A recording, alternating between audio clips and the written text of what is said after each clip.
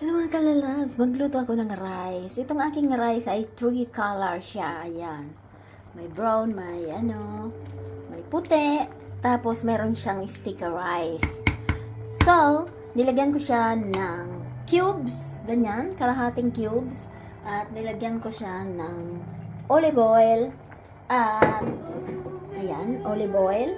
Tapos, nilagyan ko siya ng asin. Ayan na siya. Tapos, nilagyan ko siya ng pansi.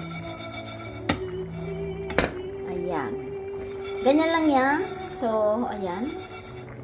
So, pag mapula na yan, ihulog ko na yan dito sa aking rice. So, ang aking rice ay hindi yan very simple rice lang na.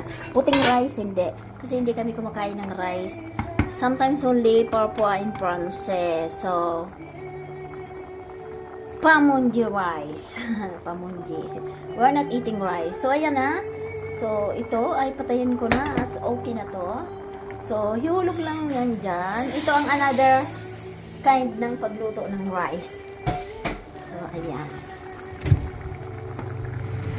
Ayan. So, ayan, mag-rice kami ng lolo. May sticker rice yan. So, pahinaan ko na dahil papaihingin ko na siya. Okay, rice. Bihira kami kumain ng rice, kaya ang rice namin hindi white. Kailangan may lasa kasi bihira lang kami kumain. So, thanks for watching. I love you all. Follow me more. Rice is life in Philippines.